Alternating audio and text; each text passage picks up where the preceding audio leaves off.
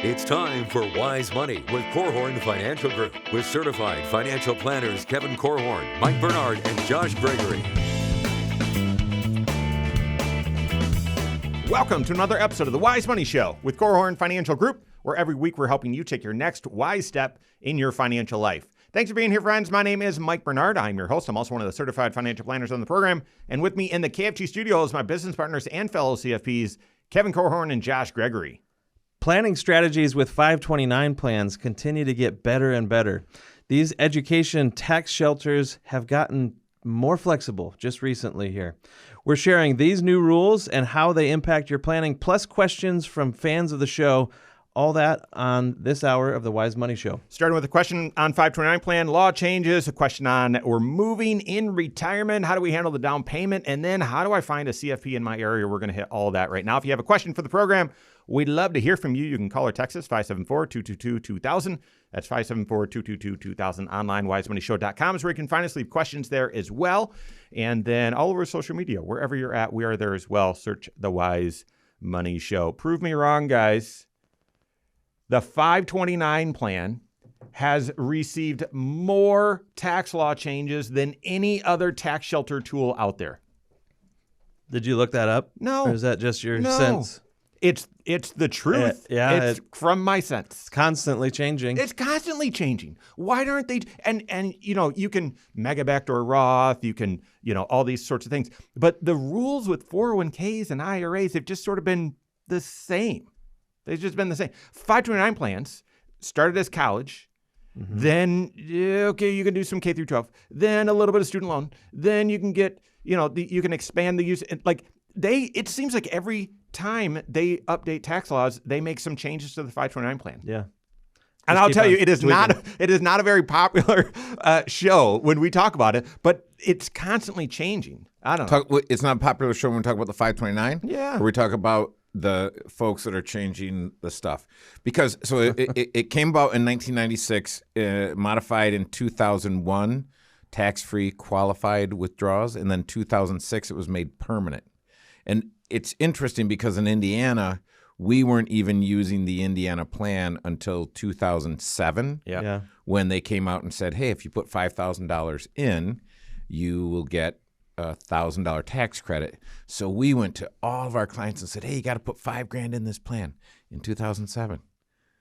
And it was awesome. Yeah, it used in 2008 because they're like, glad I got that $1,000 because I've lost two. My $5,000 is worth $3,000. Yeah. What should I do? And you're like, hey, put 5 more in. Yeah. Like, well, no, I'll wait till the market comes back to put more money in. Now they don't sound like that, but I'm just giving you a little voice here. Yeah. So, but it was tough. It was not easy in the early days. Just let me tell you, fellas. Well, it used to be that it was mostly an investment decision that drove, which state's 529 plan you would use. We would often refer people to the Virginia plan because we really liked the investments there, and a lot of the other states were kind of lackluster.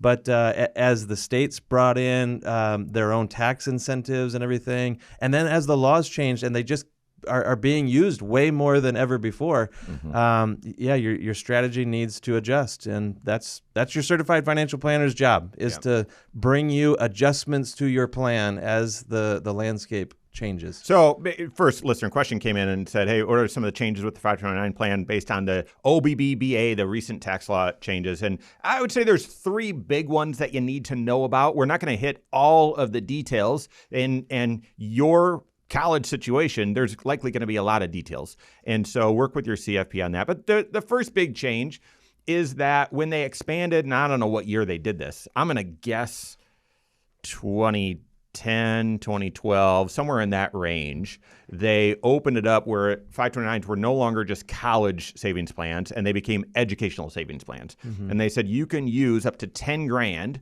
of your 529 plan for K through 12 education, so tuition. Well, the new tax laws, they now move that from $10,000 to $20,000.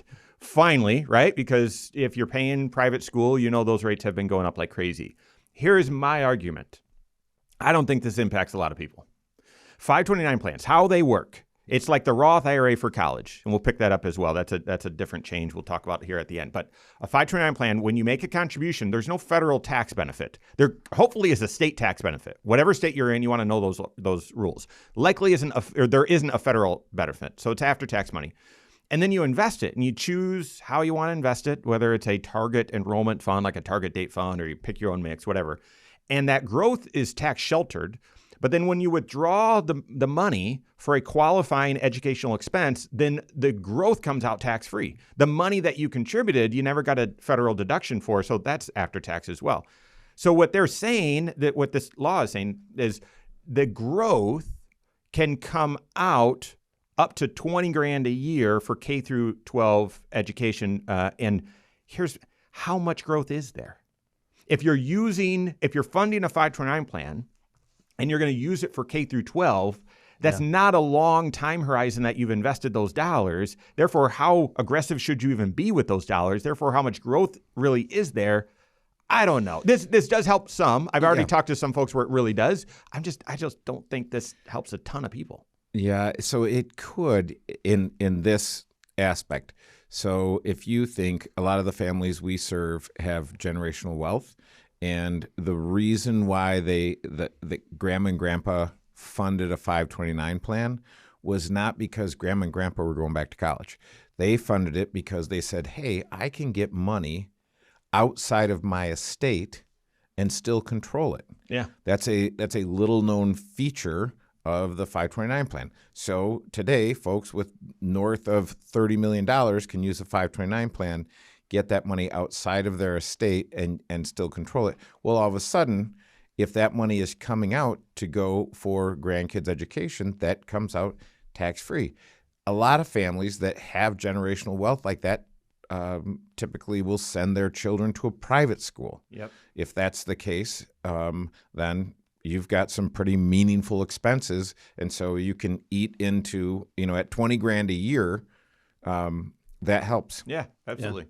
So that might be a case where those grandparents are saving money into a 529 plan before they even know how many grandkids they're going to have, right? Like it could have been in there for years before the child was even born. They don't know how many grandkids they're going to have. They don't know where their grandkids are going to go to school or any of that. But there are other folks that we work with that have been funding these since their kids were born. And now they're saying, okay, I went to Stanley Clark. I want my kids to go to Stanley Clark. Therefore, I'm going to fund a 529 plan and pull that money out when they get there.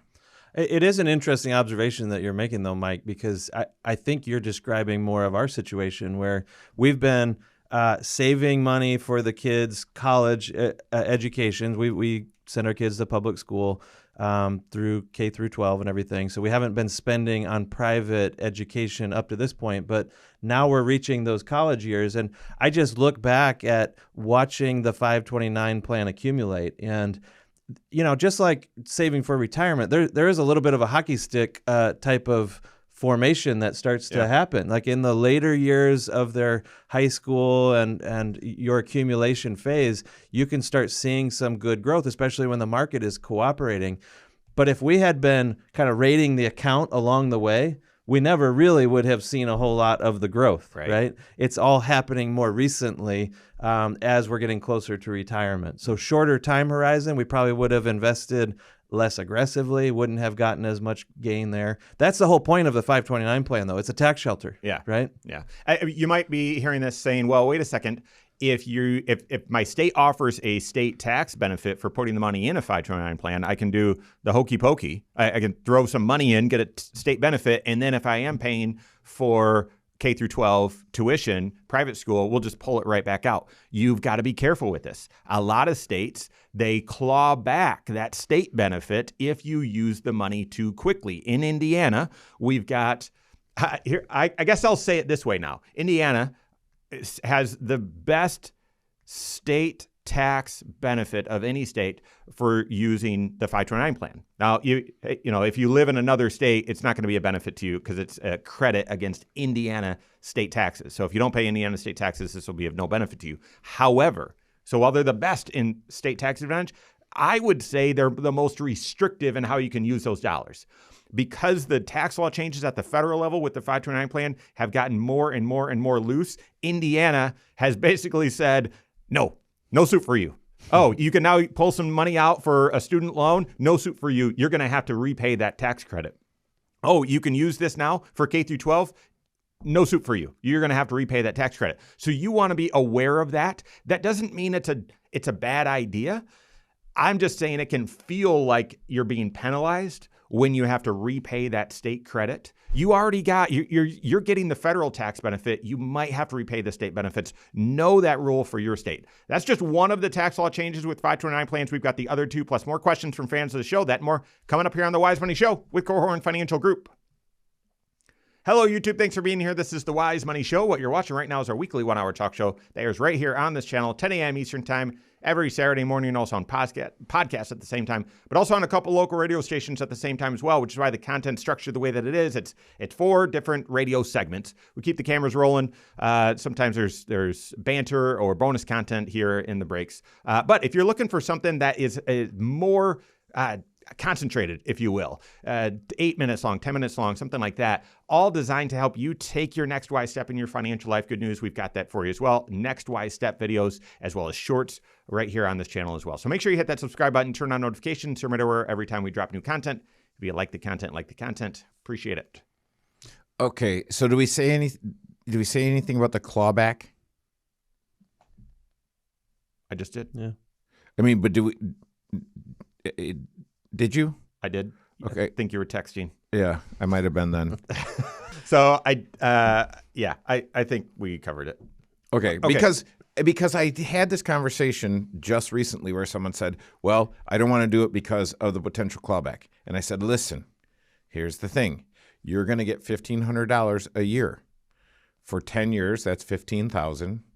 For 20 years, it's $30,000. So if I gave you over a 20-year period $30,000 to do whatever you want with, and then I asked you for it back, would you be cool with it? And I'd rather pay you Tuesday for a hamburger today. Okay, Wimpy. Yes, you would. I would take that. I would take that deal. Yeah. I'll take the money. Now, the confusing thing is, it doesn't feel like it. I know. It feels like a penalty. Well, but it also doesn't feel like it as I'm giving you the $1,500. Because I'm not putting $1,500 bills in your hand. Mm-hmm. You're just your tax preparer is saying, hey, you got a slight refund here on your state tax return. All right. And you think, oh, well, that's what we're doing. Hey, because I don't want you to pay in too much. So You're close to break even. And part of that is because you've got this $1,500 tax credit. All right, let's get into it. These two changes, let's hit both of them. We can hit them really quick, these other two, and then we can talk about 529 Roth. My guess is we'll get to the next question in the third segment. We'll see. Here we go. The 529 plan, no longer just a college plan. It's an educational savings tool. It's got they're trying to make it the Swiss Army knife. I don't think it's really doing that, but it is a lot more flexible. It's changed even recently. We're explaining those changes right now. This is the Wise Money Show with Korhorn Financial Group. Thanks for being here. My name is Mike Bernard. With me in the KFG studios, my business partners and fellow CFPs, Kevin Korhorn and Josh Gregory. Stay up to date on all Wise Money content. Find us online, wisemoneyshow.com, and then all over social media. Wherever you're at, we are there as well. Search the Wise Money Show. 529 plan got another upgrade, I guess, if you can call it that. It's almost like anytime you get that notice on your phone, you got a software update.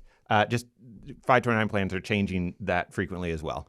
And some of these are good. The K through 12, instead of having 10 grand per year, that is a qualified withdrawal. It's now 20 grand. I suppose that's good. It's not going to impact a ton of people. Might impact you and really helps reduce your tax bill. The other two, though, I think are more meaningful. And these hit squarely a lot of questions that we get from fans and from clients. And so the second one is the list of things you can use your 529 plan for expanded. And I guess I'll break it into two categories. So the what qualifies as an educational expense has expanded. Used to just be for college and then K through 12. They've added now different career options. Mm-hmm. This is a big deal. A lot of the more trades and blue collar type career paths. It used to be that, well, if you went into an apprenticeship program or some sort of trades training, it wasn't a qualified distribution out of a 529 plan. So we would have clients who were saving for their kids' education, and by the time they get to high school, they realize, I don't know if my son or daughter even wants to go to college. I don't know if that's the right fit for them. They're thinking about this other path. And, that they would then be fearful that, we've got extra money that's built up in the 529 plan and all that. So many things have happened here in the recent tax laws that make it more flexible to get money back out of a 529 plan if you have extra. But now, these apprenticeship programs, they have an educational component to it and a work experience component to it. And if your son or daughter is going to a registered program, so registered with who? Registered with the Department of Labor. So this is an official apprenticeship program that they're going to become a plumber, an electrician, a carpenter, that sort of thing. Then this could be a viable use for you to help fund the educational piece of their education. They're still working while they're going through this educational process, so they're earning some money. It could be a really great way for someone to get started in a career that quite frankly, we have a shortage of these types of skill sets in our communities. It used to be, the university needed to participate in the FAFSA program in order to qualify, and they're loosening that up. They're expanding from that. And then the flip side of the same kind of change is more expenses are allowed as well from a 529 plan. I don't know how many times I've gotten the question, hey, can I use this, my 529 plan for licensing or credentialing or even the ACT or whatever? And the answer to those now, and I'm not going to say in bulk, but in general, is yes. That is just recently changed, middle of July of last year. What's still not allowed? This one I thought they would fix. College application fees.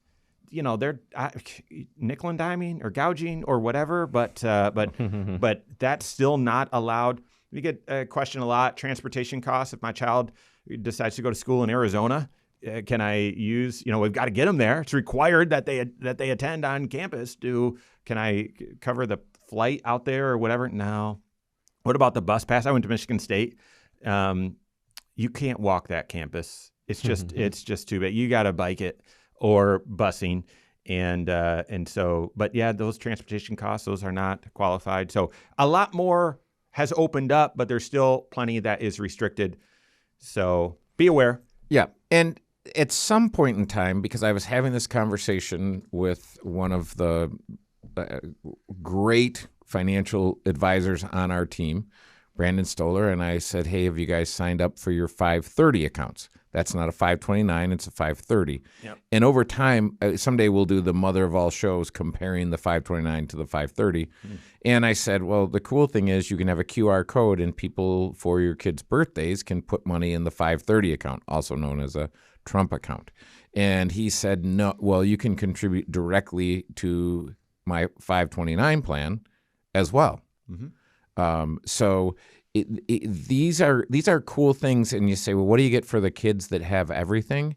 A contribution into a family friend's child's 529 plan. That's a cool gift. Yeah, I think. Yeah, and so that kind of the last change. Again, this is all stemming from a question from a fan of the show about, hey, what's changed in the 529 plan?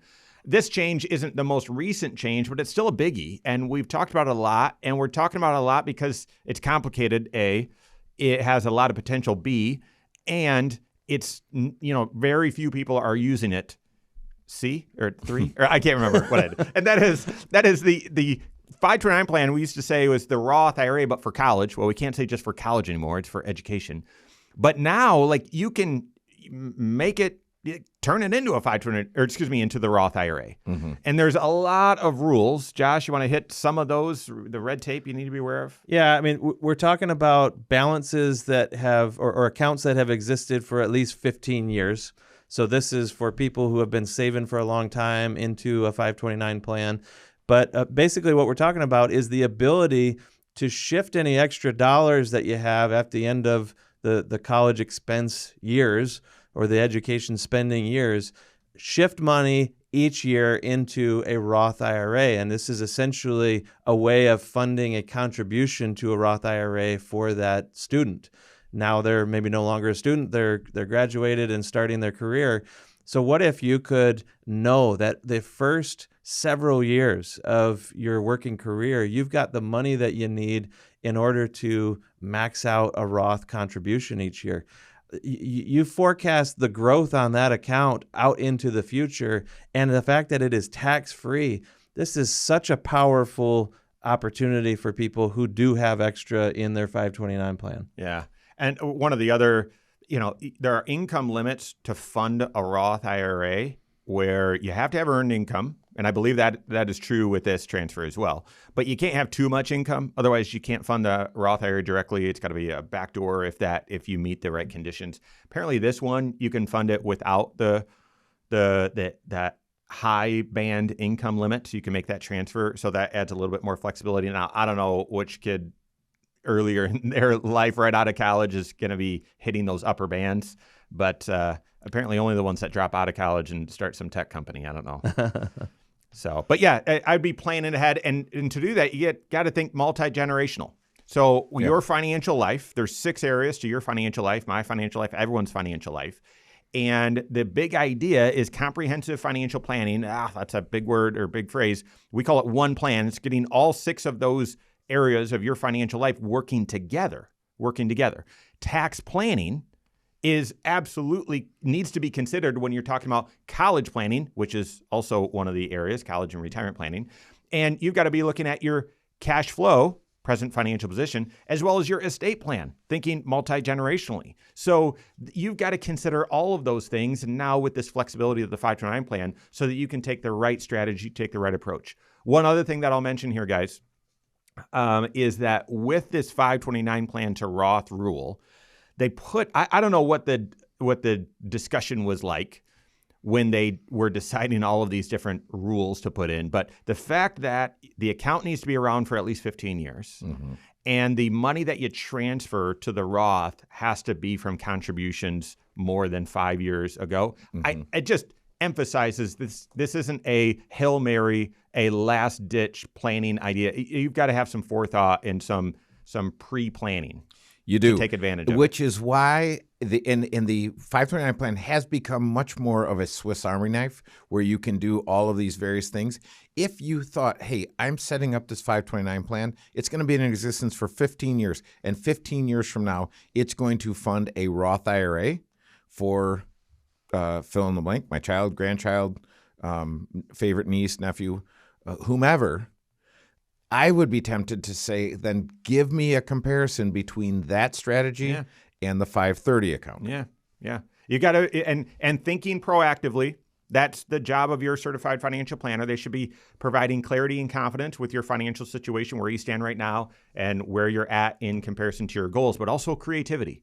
And part of that creativity is just staying up to date on all of these rules and knowing how they could be applied to your financial situation. Speaking of creativity, next question is coming from a fan of the show. How do we move and do the down payment if we're going to buy before we sell? We got that and more coming up here on the Wise Money Show with Korhorn Financial Group.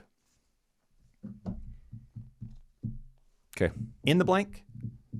Is there Phil in the blank? Could that be a last name? Or maybe Inda is the middle name and last name is blank? Phil blank? Any Phil blanks out there, leave a comment below. Well, Dad joke? No, Kevin? I thought for sure that'd be low. Hey, Mike, that's downright hilarious. I used to know Phil McCracken, but okay. So which one are we on? What segment are we going into? Third, right? We're going in third. Okay. Yep.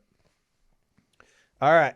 So we have enough cash for 2/3 of the cost of our proposed new. Okay. Yeah. So we're going into the third segment. All right. Let's do it.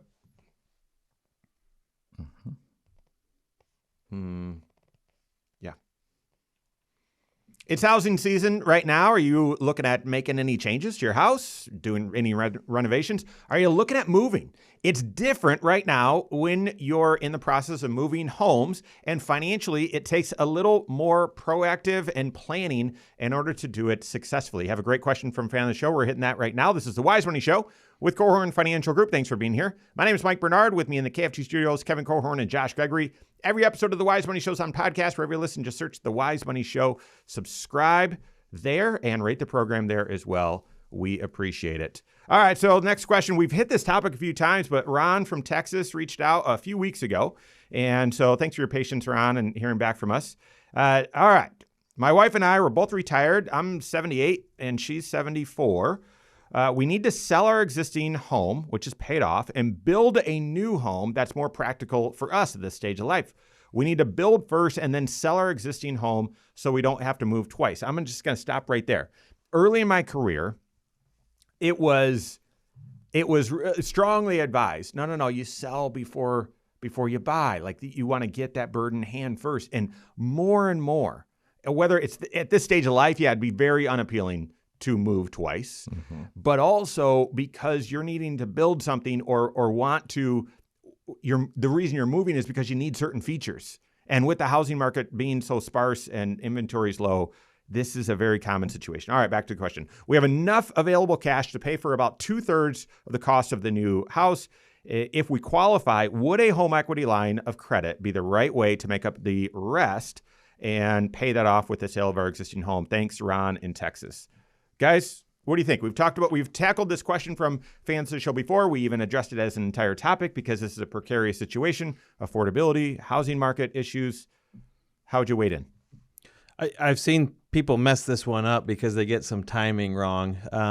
But this is, I love that their mind is going to a home equity line. So basically the strategy, if I was describing this, if you have a home that you've been living in and you have it completely paid off and you're trying to fund the construction of the new home, you've got 2/3 of it in cash and you're wondering where do you get the other third.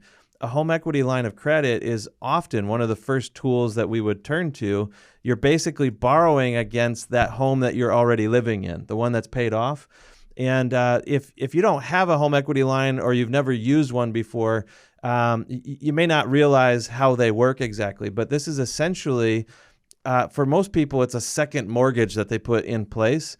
It's a line of credit, which means that you only owe money on it if you choose to borrow against it. It's a lot like carrying a credit card in your wallet. Until you pull it out and swipe the credit card, you don't owe anybody anything. You just have borrowing capacity is the idea.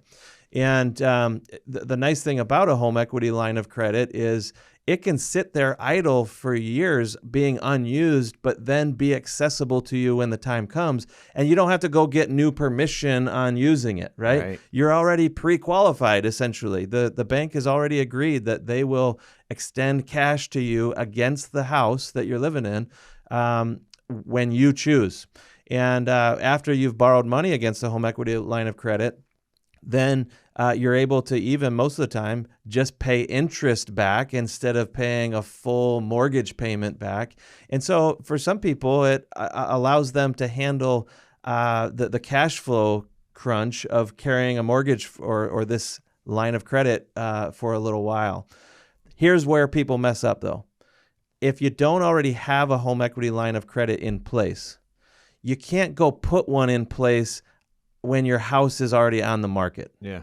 A lot of people put their house up for sale. Maybe it's not selling. And so then they decide that they want to tap into a home equity line of credit to get the cash out early to put towards the next house.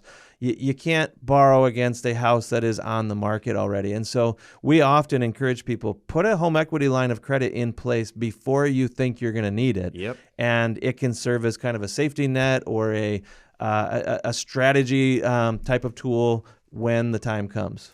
Yeah, there are a couple of features. One of them that Joshua just mentioned is the idea of I can make interest-only payments. Yep. So this is a bank product, and so you want to just let your fingers do the walking a little bit. If you're say, hey, this is a great idea. I have an asset in the form of a home, and if I want to go and buy a new motorcycle, I can't, take my porch and go trade it for a motorcycle. But I can borrow against this asset that I have and use that money to do it. And so you would want to look at what does it cost to apply and what kind of loan to value can I get? Can I get an 80%? Can I get a 90%? So, and then what kind of ongoing cost? Is there every year, is there a cost to this? And so basically what you want to do is build into this strategy maximum flexibility. What we're saying, Ron, we like it. Line of credit. That's hopefully you already have it in place. We like that idea. In your specific situation, because you were so helpful in providing a few more details, while I would say that's kind of 1A, I think there's a 1B, 1C. It's not going to cover the full third, but so you said you're 78, spouse is 74.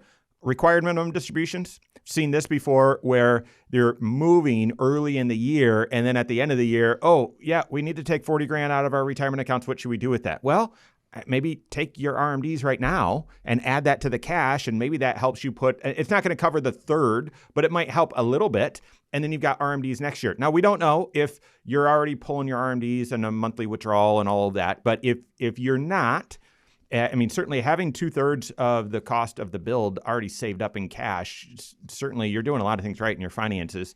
And so it's very possible you don't need your RMDs for your retirement lifestyle. So consider that. That's one.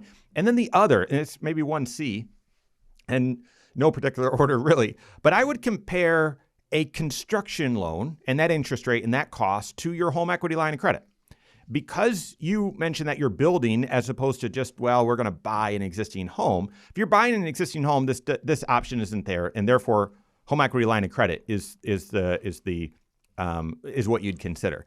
But in a construction loan, it's very possible right now that you might be able to get a slightly better interest rate on the construction loan than on the home equity line of credit. Now, it wouldn't have the option for interest only, or maybe during the construction phase, you got to see what the setup is. It might have higher costs to do that. That's the real thing to pay attention to. The devil's in the details on these, because a lot of those construction loans have a baked-in fee where it's like, you're spending $2 or $3 grand or some dollar amount that is just set. On a home equity line, if you don't already have one in place, some banks will offer to put one in place for free. Or maybe you just need to pay the appraisal, something like that. That's right. They are out some cash in order to extend a home equity line of credit. The bank is having to get an appraisal done. They're footing the cost of that. And a lot of times if you close out the home equity line within a certain number of years, you will eat that cost yourself. Well, if you're selling the house in a few months after construction's done, I would assume that you're going to have the cost of the appraisal, but that might be a better deal than the fees associated with a construction loan. And not all banks use the traditional appraisal method. Yeah. So it might be that there isn't that fee, but this is certainly something. And to finish the idea, though, the way that works, if I have a home equity line and a balance on it when I sell my house, it's just netted out at closing. And that's easier than a construction loan, because when you sell your existing home, that other mortgage is already there, and you'd have to apply that on the loan. Some loans, they have a prepayment clause where you can't pay it off in the first 6 months or in the first couple of years. So you want to be aware of all that. I'm just saying, I'd probably just compare. And everything's better in Texas, or everything's bigger in Texas. Oh, my mistake. But just compare them, and see which option is best. I'll tell you, it's not even so if those are 1A, 1B, 1C, this isn't option 2 or option 3. This would be option 10 or 11. But I'm just going to mention it because a lot of people think this is option 1, and that is, should I borrow from my IRA? Should I borrow to get the third? Because especially with you saying, well, we've got 2/3 of the construction already saved up in cash, I only need 1/3. Can I just borrow? Well, listen, you can't borrow from your IRA like you could a 401k. You can do a 60-day rollover, but that is 60 days on the nose. And we've seen people play chicken with that and try and sell their house. And look at all the statistics, houses are selling in 15 days, blah, blah, blah. It's 15 days plus closing. And you never know if someone backs out or whatever. They couldn't get the finances, so the buyer backs away. I wouldn't play chicken with that. 60-day rollover, I wouldn't do. So, all right. We like the home equity line of credit. pay attention to your RMDs as well, and consider, at least compare whether a construction loan makes sense for you in that situation. All right. We've got more here coming up on the Wise Money Show with Korhorn Financial Group. I wasn't sure if I had time to tee up the next question or not.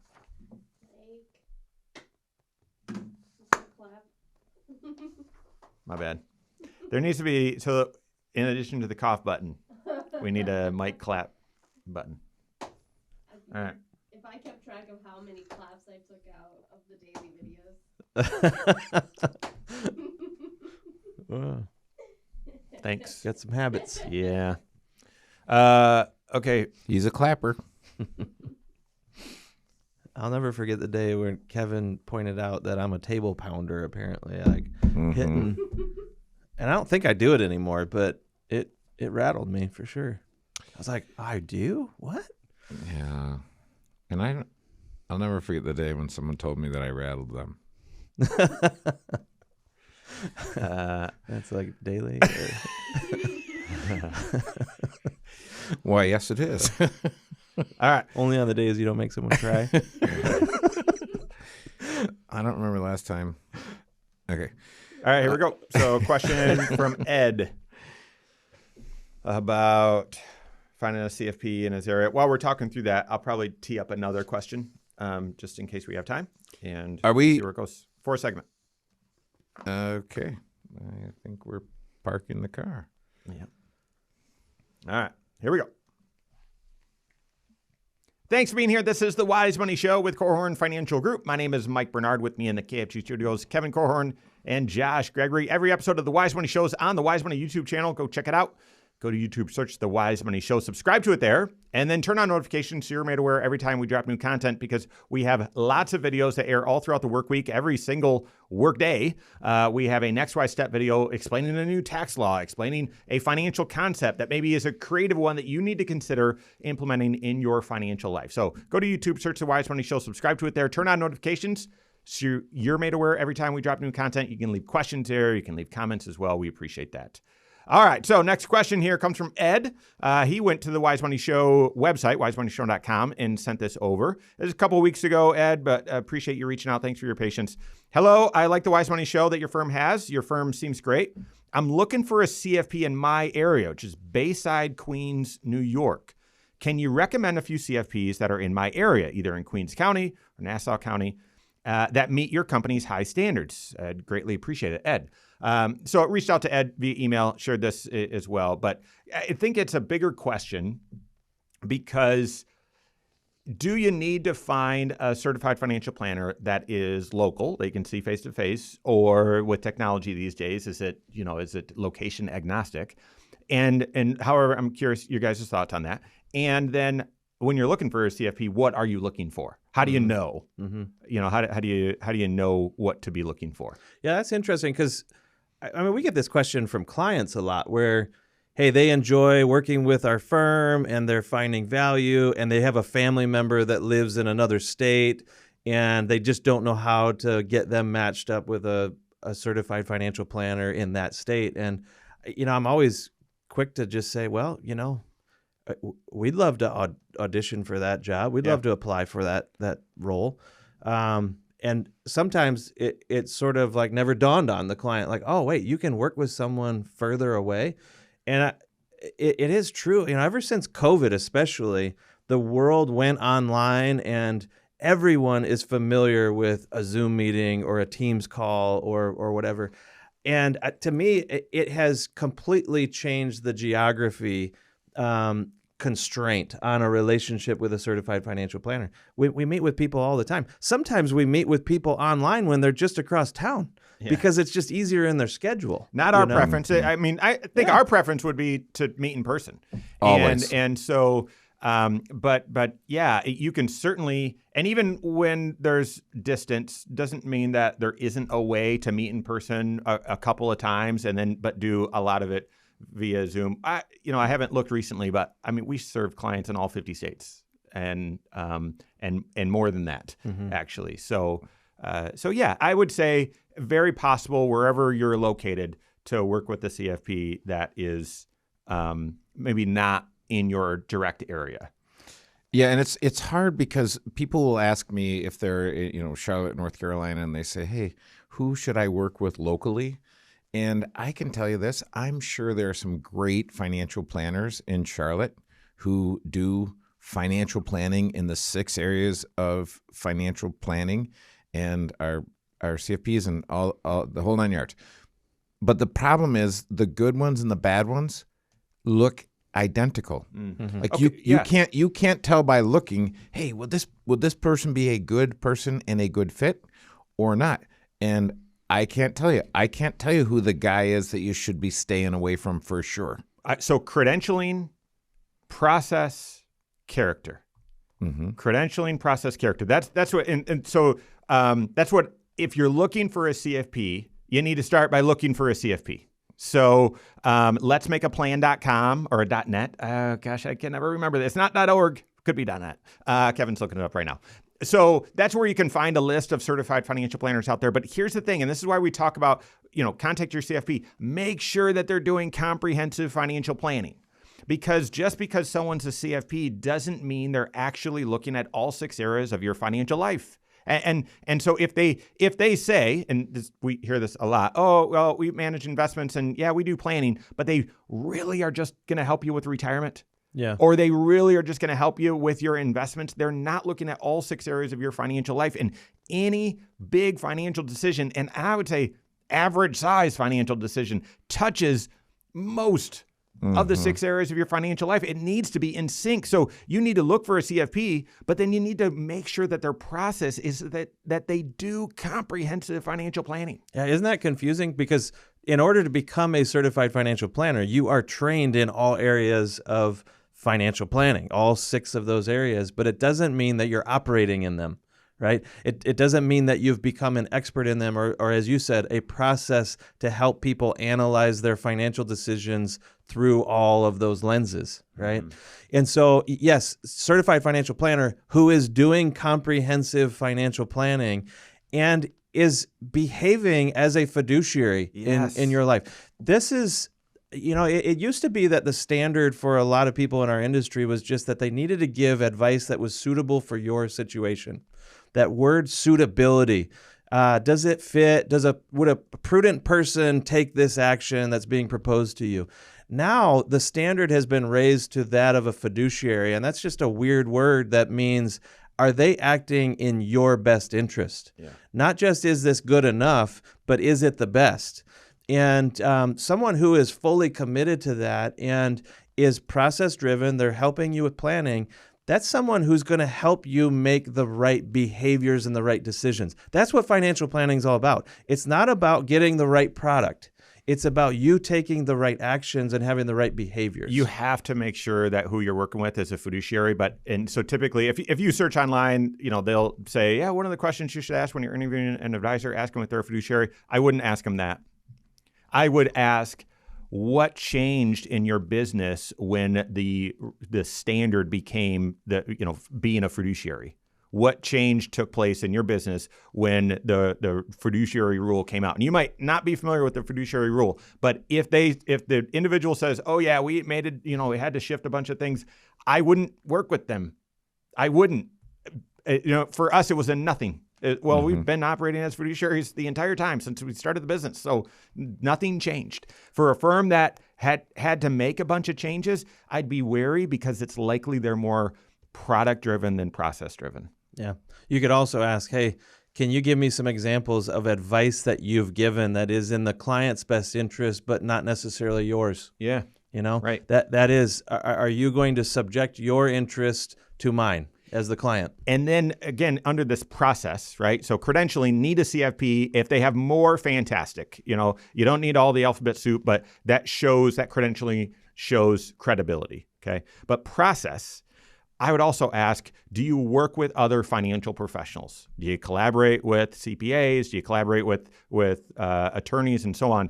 And they'll probably say yes. That's where I would, that would be the first question. But then can you give me some examples? Some recent examples. And they should be excited to share those, not humming I have a referral relationship with this person. They send me referrals. No. You need someone that's collaborating with other financial professionals. That's how you actually get one plan. Right.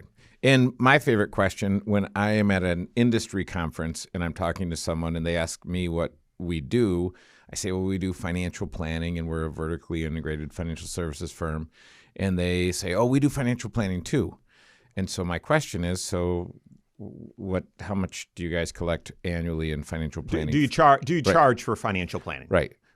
But because that's actually not the question. Because if you say that, they say, well, yes, it's baked into this fee or that fee or that fee. And I'm like, no. If you're not doing financial planning in the 6 areas of CFP and charging for it, you're not doing it. It's a too lot hard. It's a lot of work. Way too hard. It is. Okay, so then character is the kind of the third thing that you need to check out.